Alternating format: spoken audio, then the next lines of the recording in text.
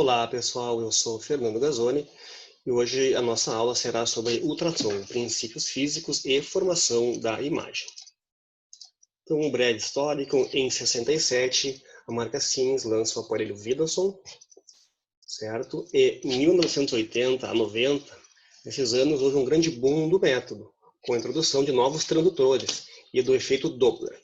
Tá? Inicialmente, era um exame feito para avaliar especialmente as pacientes gestantes, tá? O método hoje, então, ele é um método que não utiliza radiação ionizante, então isso é muito útil para paciente gestante e crianças. As imagens são feitas em tempo real, consegue avaliar múltiplas dimensões e o aparelho é portátil. Tu pode levar, por exemplo, para o bloco cirúrgico, para a UTI.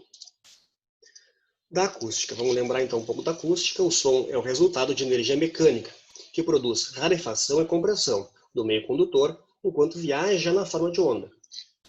A audição humana está na faixa de 20 Hz a 20 kHz e o ultrassom diagnóstico está nessa faixa de 1 a 20 mHz. Um outro conceito que a gente deve ter em mente é a velocidade do som. Ela é maior quanto mais próximas estiverem as moléculas do meio condutor. Então, no osso, ela é maior, porque as moléculas estão mais próximas, por exemplo, tecidos moles, que é maior que os líquidos, que é maior que o gás. A gente também deve conhecer o fenômeno da impedância acústica. O que é? É a velocidade do som pela densidade daquele tecido onde ela está viajando. Então, a formação da imagem vai depender da variação das impedâncias entre tecidos adjacentes, formando uma interface que possa ser detectada pelo aparelho, o transdutor. Então, o ultrassom é essa técnica de geração de imagens que usa as ondas sonoras de alta frequência e seus ecos. Tá? Então, ultrassom diagnóstico. Aqui está a frequência audível. Ele se baseia, então, no fenômeno da interação do som e tecidos. Que interações são essas? A reflexão, a refração, a atenuação, difração, interferência e espalhamento. Quais são as características físicas do som? Comprimento de onda, frequência, período, amplitude e velocidade. O comprimento de onda é essa distância entre fenômenos de compressão e rarefação sucessivos, e é medida em metros. A frequência é o número de ciclos de oscilação produzidas num segundo, é medida em hertz. O som é dividido em ultrassom audível e infrassom. Então, aqui temos o nosso transdutor, que emite então essas ondas sonoras que vão interagir com o meio. A velocidade dessa onda é o comprimento da onda pela frequência. Então, aqui, quais são as velocidades das ondas sonoras? Olha que interessante. No ar, por exemplo, é 331 metros por segundo. No alumínio, é muito maior, 6.420. Então, vamos ver aqui para os nossos tecidos biológicos. Ó, por exemplo, o osso, né, que é um tecido bem compacto, a velocidade é maior. Ó, as moléculas estão mais próximas. 1.540 metros por segundo. É maior, por exemplo, que na gordura, tá? Que as moléculas estão mais longe. Então, a formação da onda sonora, então aqui eu tenho o nosso transdutor do aparelho, aqui eu tenho o meio. O transdutor, então, emite essa onda que vai interagir com o meio, ele vai interagir de alguma maneira e vai depois voltar e ser captado de novo pelo transdutor. Então, quais são os fenômenos que podem acontecer com essa onda? Alguns. Especialmente esses. Por exemplo, aqui está o nosso transdutor, que a gente, né, que vai fazer o exame, a gente encosta essa porção do transdutor no paciente, na área que a gente quer examinar. Emite a onda, vai interagir com o meio, pode acontecer aquecimento daquele meio. A onda sonora pode bater no meio e voltar. Pode atravessar o meio e sofrer um espalhamento. Ela pode atravessar o meio e sofrer a refração e mudar a sua velocidade. Então, essas são as várias maneiras que o feixe sonoro é atenuado ao interagir com o meio. Então, aqui o transdutor vai interagir com o meio. Absorção, espalhamento, reflexão, refração ou interferência. A reflexão é um dos principais fenômenos que a gente vai utilizar para a formação da imagem. Tá? O que é isso? Então, a reflexão, ela vai depender da impedância acústica, ou seja, o que é impedância acústica? A oposição que o meio oferece à passagem da onda. Então, por exemplo, a gente tem o coeficiente de impedância acústica, está aqui. Vamos pegar os vários tecidos aqui biológicos, e também aqui outros materiais. Então, por exemplo, olha aqui, osso da calota craniana. Coeficiente de impedância acústica de 6,10, ou seja, é muito alto. Então, o que ele é? É um meio que tem uma impedância acústica alta. Então, ele oferece uma grande oposição à passagem da onda. Então, a onda vai bater naquele meio e vai ser refletida, vai haver uma reflexão, ok? Agora, vamos pegar, por exemplo, a água. Olha aqui a água. O coeficiente de impedância acústica é 1,5, bem menor que o osso. Então, a água, a impedância acústica dela é baixa, ou seja, ela não vai oferecer oposição importante à passagem da onda. Então, na água, a onda não vai sofrer grandes reflexões. Tá? E aqui os vários tecidos biológicos, mas notem que o osso realmente é o que mais reflete a onda sonora. Então, aqui um esqueminha para mostrar a atenuação do feixe sonoro pelo fenômeno de reflexão, que foi aquele que eu falei antes, ou seja, a onda, aqui está o meio, por exemplo, se for um osso, a onda vai bater no osso e vai voltar, vai sofrer reflexão. Agora, vamos pensar que esse meio 2 aqui é a água, a onda então vai chegar aqui, vai interagir vai atravessar o meio e vai seguir, ou seja, vai ser absorvida, vai ter pouca reflexão. Então, essas são as principais maneiras que o som interage com nossos tecidos, a reflexão e a absorção. A refração é quando o som, então, atravessa de um meio para outro, então ele vai mudar de velocidade, certo? E também proporcionando uma mudança no comprimento de onda daquele feixe. E a frequência é a mesma. Então, essa é o fenômeno da refração. Bom, ultrassom. Afinal, como é formado no aparelho? A gente vai depender de dois principais componentes, os transdutores, certo? E o efeito piezoelétrico. Aqui os vários tipos de transdutores para os vários tipos de exames. O que é um transdutor? É aquela parte do equipamento que converte uma forma de energia em outra. Ele vai transformar a energia elétrica vinda do aparelho em energia de ultrassom.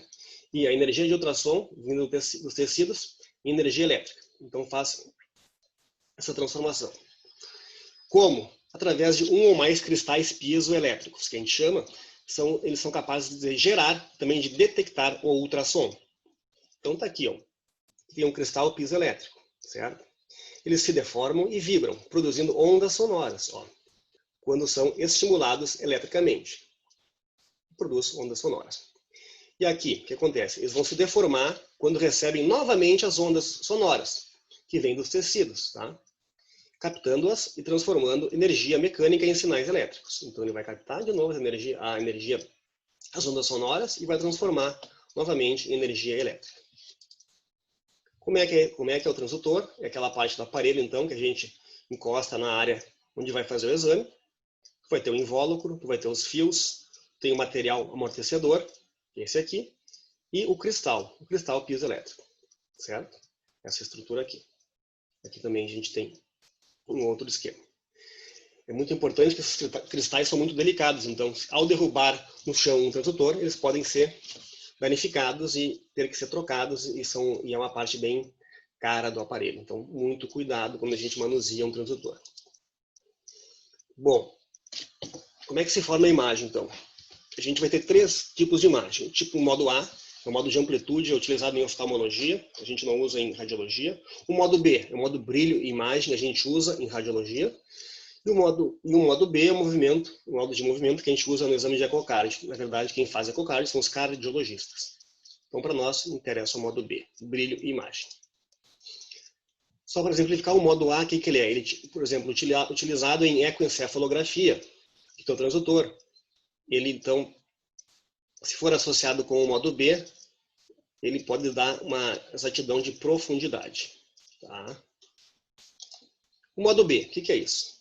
Está aqui o paciente, aqui o transdutor, ele vai fazer a localização das estruturas de interesse, certo? E tu consegue fazer uma imagem estática e real apenas movimentando o transdutor pelo paciente. E vai te dar uma imagem da estrutura ou do órgão aqui na tela. Então, um exemplo, ultrassom modo B tireoide. Lá na tireoide, vamos lembrar, a gente tem o coloide, a gente tem as células foliculares, certo? Então, aqui está a tireoide. Pensa que o paciente está deitado, com o pescoço, né, para cima. Então, aqui é a parte anterior do paciente, aqui traqueia e tireoide. Aqui está o meu transdutor. Eu vou colocar o gel. Sempre tem que ter um gel para poder fazer o exame. Coloco esse gel e coloco o transdutor perto. Então, encosta aqui na tireoide.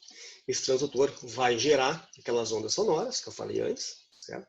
As ondas vão interagir com o meio, com os tecidos, vão chegar aqui na tireoide, vão sofrer absorção, refração, reflexão, espalhamento, os vários fenômenos. E depois vai voltar. As ondas sonoras vão voltar, né, para o transdutor, que vai captar elas e vai transformar essa energia mecânica, sonora, né, novamente em energia elétrica, e vai nos dar uma imagem aqui no vídeo, né, no aparelho, em tons de cinza. Então essa é a imagem, ó. Traqueia está aqui, tireoide aqui, a tireoide aqui. Ó. Tá? Então uma imagem em escalas de cinza. Já o modo M é utilizado em ecocardiografia, que é o modo de movimento que dá essas imagens de movimento. Tá? A gente não usa nos exames de imagem de diagnóstico por imagem, apenas utilizado em ecocardio. Então não vai ser o tópico da nossa aula. E o efeito Doppler, o que é? É identificação de estruturas móveis, fluxo sanguíneo. Esse efeito consegue determinar o fluxo do sangue nos vasos, certo? E também o movimento de estruturas móveis. Como é que é isso? O transdutor está aqui está a pele do paciente. Lá dentro do paciente, vamos pensar que a gente tem uma artéria, por exemplo. O sangue está naquele sentido. Né? O transdutor emite aquela onda bate naquela célula sanguínea, né, na hemácia, e volta. Ele consegue, através de um algoritmo, identificar qual é a velocidade daquele sangue, qual é a direção daquele sangue, se aquele vaso está pérvio, se tem alguma obstrução. Então, é um efeito Doppler vascular, que é para a gente estudar estruturas que têm circulação. Né? Então, está aqui, ó, Doppler. A gente tem Color Doppler, que dá essas imagens bonitas aqui, que são imagens coloridas, né, onde a gente tem onde pinta, né, onde a gente tem o colorido é o sangue, né, o fluxo sanguíneo. Então aqui tem o fígado, né, então tem um sangue, consigo ver o sangue circulando aqui numa veia hepática. Tá azulzinho aqui, tá vendo? E também tem o Doppler pulsado, que ele vai te dar, além vai te dar um dado que vai além apenas do fluxo sanguíneo. Ele vai te mostrar o quê? Como é que é esse fluxo? Vai te mostrar a velocidade, os picos da velocidade sanguínea, aqui na sístole e na diástole. Então vai te dar um estudo mais detalhado das ondas no fluxo sanguíneo. Tá? Não só apenas a parte do Color Doppler. Então, aqui eu tenho um exame de tireoide, que é a traqueia. Aqui eu tenho um nódulo de tireoide, por exemplo. Tá? Um outro uso do Doppler vascular é avaliar o fluxo sanguíneo em nódulos, por exemplo. Aqui um nódulo de tireoide, onde eu coloco o Doppler colorido aqui, ó, bastante fluxo sanguíneo. Posso colocar também o Doppler espectral, ele vai dar como é que é a morfologia da onda desse fluxo sanguíneo. Isso é importante em alguns tipos de tumores, né, e avaliações de lesões da tireoide. Bom, ainda a gente pode ter os efeitos biológicos de ultrassom, como, por exemplo, os efeitos térmicos. Acontece, então, ele pode determinar um aumento de temperatura. Isso é importante para alguns tratamentos, por exemplo, patologias musculares, tendinosas ou osteoarticulares. Então, é utilizado também para tratamento, pelo efeito térmico. Tá? E não térmicos são a micromassagem, o aumento da permeabilidade da membrana capsular. Bom, e a terminologia, como é que é? Bom, conceitos básicos. O ar, ele vai sempre estar entre duas interfaces sólidas. Isso ocasiona a reflexão do som. O ar reflete o som. Então, por isso que a gente usa o gel. Aquele gel que a gente passa no paciente não é apenas para lambuzar ele, é para o som não ser refletido. A gente quer um gel, a gente não quer ter ar entre o transdutor e o paciente. Bom, estruturas que refletem muitas ondas sonoras aparecerão brancas no exame. Qual é o termo para branco no exame? Hiperecóica ou hiperecogênica. Certo? E podem causar o fenômeno da sombra acústica. Então, o que é isso? Aqui eu tenho um cálculo. Esse hiperecogênico. Ó. Certo? Porque ele reflete muito o som bate nele e volta. Ele reflete, então aparece como branco hiperecóico. E atrás dele eu tenho uma faixa preta. O que é isso? Isso é uma sombra acústica. Ou seja, a onda sonora vem, bate no cálculo, tá? Aqui é um cálculo no ducto colédoco, bate no cálculo e volta. Então ela é refletida. Então atrás, onde a onda não passa, fica essa sombra acústica. Isso aqui era um cálculo, né, dentro do ducto colédoco. Bom, e as estruturas que têm muito líquido, como cistos, aumentam a velocidade de condução sonora, causando o fenômeno conhecido como reforço acústico posterior. O que é isso? Então aqui eu tenho um exame de tireoide, onde eu tenho uma estrutura cística com líquido, certo? Então, quando tem líquido dentro, o som vem, passa por ele, inclusive aumenta a velocidade. Então, por isso, dá essa faixa branca atrás. É um reforço acústico posterior. Então, tudo que tem líquido, como cistos, aumentam essa velocidade. Dão esse fenômeno de reforço acústico posterior. Então, toda a terminologia de ultrassom, a gente vai descrever em relação à sua ecogenicidade, os termos, né? Então, imagens hiperecogênicas. Ó, são aqueles ecos de alta intensidade. Ó, aqui, por exemplo. Refletem bastante o som. Estruturas hipoecóicas, hipoecogênicas, são essas estruturas com ecos de baixa intensidade, são cinza escuros. Ó, aqui. E estruturas anecoicas são aquelas que permitem a passagem do eco sem reflexão. Então, ocorre onde tem líquido, como por exemplo a bexiga, os vasos sanguíneos, um cisto. Ó, um cisto tem líquido. Então, ela vai ficar bem escurinha, anecoica, porque tem líquido dentro. O som vem, passa por ela sem reflexão e tem depois o reforço acústico posterior. Tá? E a gente vai descrever então a estrutura que a gente está estudando com base no padrão do tecido normal ao redor, adjacente, né? Ou em relação ao padrão normal daquele órgão. Então, por exemplo, a gente vai descrever uma lesão com discreta ecogenicidade maior que o tecido normal hepático, por exemplo. Ou área mais ecogênica que o restante do parênquima hepático. Então, vai descrever as lesões em relação ao órgão em que ela se situa. E o que é o isoecogênico? Então, por exemplo, aqui está a tireoide. Isoecogênico é isso aqui, ó. O nódulo apresenta a mesma intensidade de reflexão do som que o parênquima normal, na tireoide, por exemplo. Então, ele é isoecogênico ao órgão em que ele está. Aqui, por exemplo, tem nódulos que são isoecogênicos à tireoide, são mais difíceis de ver. Tu pode usar o Doppler para tentar caracterizar melhor o nódulo. Por exemplo, que ele tem um halo de fluxo periférico. A gente também pode observar que vários tecidos têm ecogenicidade semelhante. Por exemplo, aqui o baço e o fígado. São órgãos, são vísceras, órgãos sólidos, né? A sombra acústica eu falei antes, mas o que é isso? A sombra acústica é uma zona, uma área de baixa ecogenicidade. Tá? Ó, escura, hipoecóica ou anecoica, bem escura, bem preta. Ela é encontrada atrás de uma estrutura altamente reflexiva, como por exemplo o osso, que contém cálcio, ou por exemplo um cálculo, que contém cálcio. Aqui, no exame de ultrassom, mostra a vesícula biliar, essa estrutura aqui. Aqui ela vai ter aquela lama biliar, que é aquela bile bem espessa, e aqui, o que é isso? Essas duas imagens aqui. Hiperecóicas, são cálculos dentro da vesícula biliar, que nem aqui, ó, dois cálculos. Um outro paciente, eles causam o quê? O som bate neles e é refletido, certo?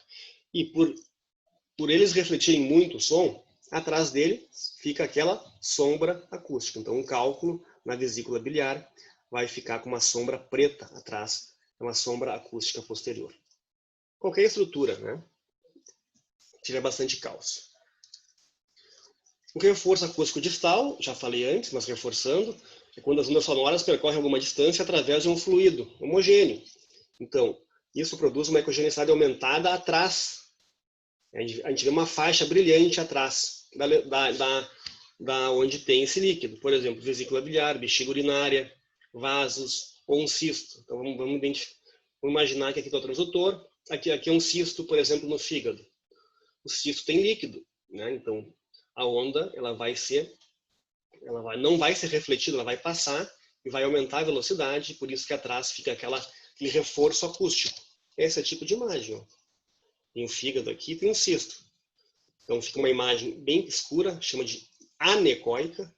O som não é refletido, o som vai passar e vai ter atrás da imagem um reforço acústico, uma faixa branca. Artefatos de ar, né? O ar causa artefatos, então por isso que é importante o paciente estar em jejum, porque se ele tiver comido vai ter muito ar no estômago, no intestino, né? E o ar dá esse tipo de artefato. A gente não consegue ver, por exemplo, pâncreas, rins, atrás do intestino, estômago, porque o ar do intestino vai atrapalhar. Certo? Os ecos de reverberação também são outras imagens que podem aparecer, que é o seguinte, nem todos os ecos que se originam numa interface acústica voltam ao transdutor, sem uma reflexão adicional, certo?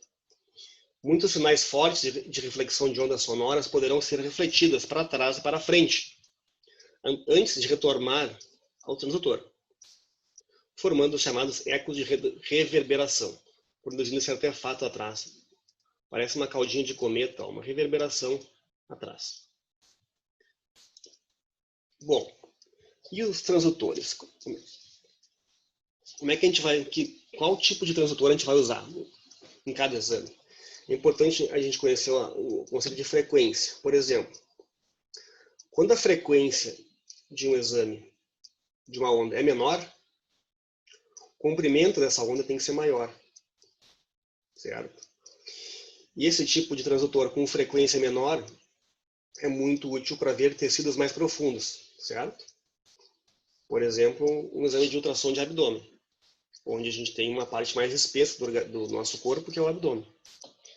Já um transdutor onde a frequência dele é menor, maior, a frequência é maior, o comprimento da onda é menor. Isso te dá mais resolução lateral e é melhor para te ver tecidos superficiais. Então, um transdutor que tem uma frequência maior é bom para ver as partes superficiais. Então, por exemplo, tireoide, por exemplo, um exame de ombro, de qualquer parte de articulação, né? Frequência maior. De mama, por exemplo, porque são estruturas superficiais. Já um transdutor com frequência menor, ele consegue ver órgãos mais profundos. Então, os exames de ultrassom de abdômen, por exemplo, a gente usa uma frequência menor. Então, transdutor convexo. Ele tem uma convexidade aqui na superfície dele. A frequência dele é baixa, 3 a 6 MHz. Por quê? Porque eu quero fazer exame de abdômen ou, por exemplo, obstétrica. Eu quero avaliar uma estrutura profunda do paciente. Então, tem que ter uma frequência menor. Exames de abdômen e obstétrico. Já o transdutor linear, porque linear, ele tem essa parte da superfície reta. Ele é menorzinho, ele faz uma varredura linear, a frequência dele é maior, pode ser de 5 a 11 MHz ou até mais. É para exames de estruturas superficiais, como eu falei, porque ele tem uma frequência maior, ele consegue ver melhor a parte superficial. Então, exame de mama, tireoide, vascular. Depois temos o transdutor convexo intracavitário, ele tem esse formato aqui alongado, né, mais fininho, frequência de 5 a 11 MHz. O que eu quero ver nesse exame? Eu faço um exame dentro de uma cavidade, por exemplo, o exame endorretal no homem para ver a próstata, e o exame endovaginal na mulher para ver útero, anexos, né, os órgãos genitais. Temos ainda o transdutor setorial, que ele é bem pequenininho, tá? Frequência 2 a 6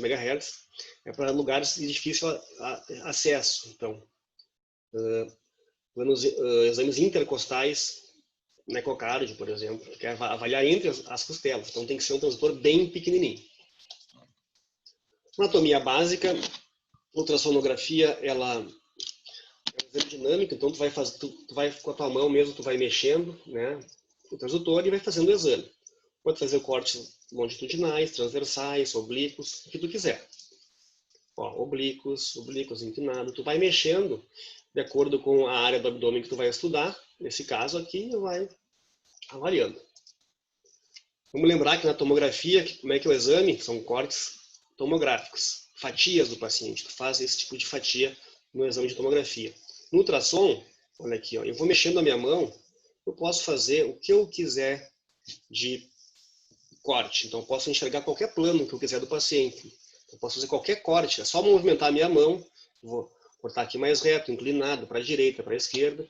Então, a imagem, dizem que ela é, então, muito dependente do quem faz o exame. Tá? Depois, a gente vai ter os exames de os exames de abdômen, né? Anatomia, a gente vai ter aqui o fígado, veia porta, por exemplo, ó, ducto colédoco, artéria hepática. Esse aqui é o exame do fígado. Ó. Fígado, aqui o rim direito. Fazendo aqui ó, um plano aqui bem no hipocôndrio direito do paciente, aqui onde está o transdutor. Aqui um fígado normal, por exemplo. Aqui um fígado com nódulo. Aqui um fígado cheio de nódulo. Vejam que está cheio de lesão nodular. E aqui, se eu mudar o decúbito do paciente, é mais fácil de ver o nódulo. Tá. Um fígado com a textura alterada, bem heterogêneo, de contorno irregular. Um fígado com fibrose, paciente esquistossomose. Aqui um fígado cheio de nódulo, ó, hipoecóico, era um paciente com metástase. Aqui, então, um fígado, de novo, com nódulo hipoecóico. Aqui um fígado com nódulo hiperecóico. Aqui um fígado, de novo, com nódulo hiperecóico, é mais branco. Então, quanto maior a diferença de impedância acústica entre o nódulo e o tecido, mais fácil de ver a lesão. Aqui, vou mostrar o efeito Doppler, ó, mostrando a veia paraumbilical. Aqui mostrando a veia porta, entrando no fígado, o sangue, o fluxo do sangue. De novo, a veia porta. Então, a veia porta pérvia. E aqui, um outro caso onde tinha um trombo. Ó, aqui a veia porta escurinha e esse trombo dentro da veia porta. Vesícula biliar normal, anecoica, porque ela tem líquido, né? Aqui a vesícula com pólipo, aqui com cálculo, hiperecogênico com sombra. E aqui a parede da vesícula bem espessada numa inflamação aguda, colicistite aguda. Um pâncreas, cabeça, corpo e cauda. Aqui a veia esplênica, aqui um pâncreas alterado, com pancreatite crônica cheia de nódulos, de imagem hiperecogênica, né? Que são as calcificações. Aqui um nódulo no pâncreas, um câncer de pâncreas. Aqui para a gente ver o baço, né? Já vou lá para o hipocôndrio esquerdo, avalio o baço, normal. Aqui um cisto no baço, ó, anecoico com reforço. Aqui um aumento do baço, aqui o rim esquerdo. E aqui um baço cheio de alterações da sua ecotextura. O rim, normal. Ó. Aqui um rim alterado, mais branco, estão vendo? Hiperecogênico. Aqui um rim cheio de calcificações na medular.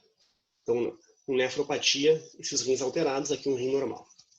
Hidronefrose, que é a dilatação do sistema coletor das vias urinárias. Então, aqui ó, os cálices, a pelve renal dilatada, certo? Paciente com cisto renal, ó, bem anecoico. Paciente com nódulo renal.